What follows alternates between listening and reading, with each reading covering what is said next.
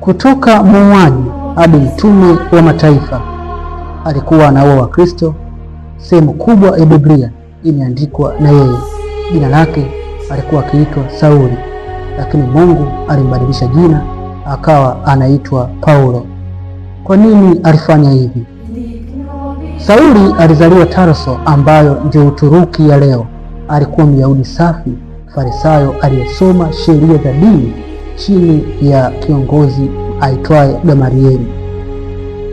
Huyu Paulo, kutokana na imani yake, aliwaona Wakristo ni watu wasiofaa, basi alihakikisha wanateseka na hata wanauawa kikatili. Hata wakati wa kifo cha Stefano, Sauli alikuwa akishuhudia. Baadhi ya mambo yake aliyoyafanya yameandikwa. Soma Matendo ya Mitume sura ya 8 mstari wa 1 mpaka wa 3. Alifanya hivyo akidhani ya kwamba anamtumikia na kumfurahisha Mungu, kumbe alikuwa akipigana na Mungu mwenyewe pasipo yeye kujijua. Hii ni kama ilivyokuwa katika dunia ya leo. Unaweza ukawa unashika dini, ukawa na hasira, ukawa na elimu, lakini bado ukawa upo mbali na Mungu. Tathmini matendo yako kabla hujaendelea kutekeleza mambo nayo yaamini. Siku moja alikuwa akisafiri kwenda Dameski kama kawaida yake, barua mfukoni za kuwashika na kuwatesa Wakristo. Ghafla nuru kutoka mbinguni ikamwangaza, akaanguka chini. Ndipo sauti ikasikika kutoka mbinguni ikisema, Sauli, Sauli, mbona waniudhi? Ndipo akajibu, wewe ni nani Bwana? Sauti ile ikamwambia, ndiyo, mimi ni Yesu, wewe wanitesa. Hebu kupata kisa hiki, soma Matendo ya Mitume sura ile ya 9 kuanzia mstari wa 4 na kuendelea. Tukio la Sauli kukutana na Yesu njiani hakika lilimbadilisha sana, kutoka kuwa muuaji na baadaye kuwa mtumwa au mwanafunzi mtiifu wa Yesu Kristo.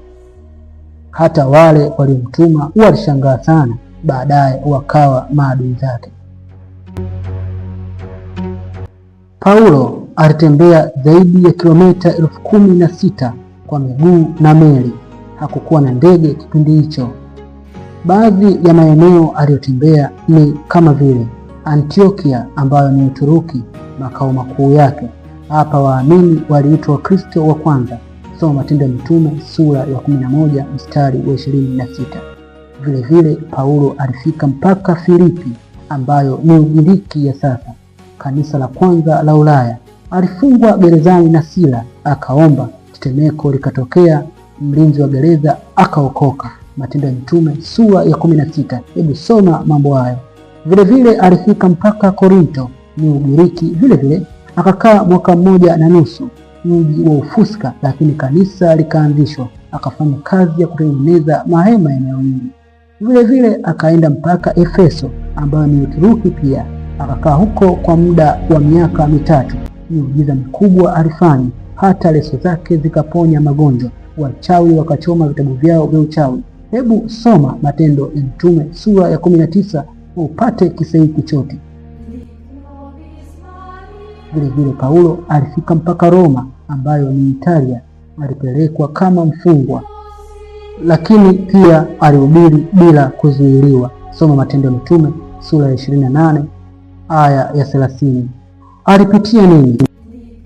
Ukisoma Wakorinto wa pili sura ya 11 mstari wa 24 mpaka 27.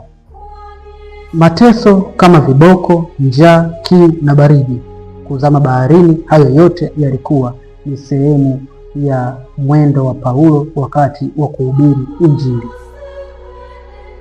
Paulo alifundisha kuhusu umuhimu wa kuishi kwa neema, kinyume na masuala ya sheria kama Wayahudi wanavyofundisha. Hebu soma Wagalatia sura ya 2 mstari wa 16. Vile vile Paulo alihubiri na kuonya kuhusu mgawanyiko makanisani. Hebu soma Wakorinto wa kwanza sura ya 1 mstari wa 13. Paulo alihubiri au alifundisha kuhusu maadili na dhambi kanisani.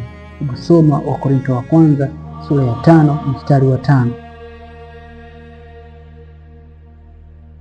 Paulo alifundisha kuhusu ndoa, talaka na useja. Hebu soma Wakorinto wa kwanza sura ya 7 ile yote utapata habari hiyo kwa kina. Vile vile Paulo alifundisha kuhusu vipawa vya Roho na utaratibu kanisani.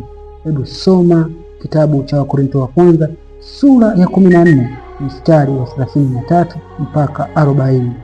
Vile vile Paulo alifundisha kuhusu vyakula na chakula kilichotolewa sadaka kwa sanamu. Hebu soma kitabu cha Wakorintho wa kwanza sura ya 8 mstari wa 4 mpaka wa 13. Vile vile Paulo alifundisha kuhusu ufufuo wa wafu na kurudi kwa Yesu mara ya pili. Hebu soma kitabu cha Wathesalonike wa kwanza sura ya 4 mstari wa 16. Paulo alikuwa mkali kwa walimu wa uongo.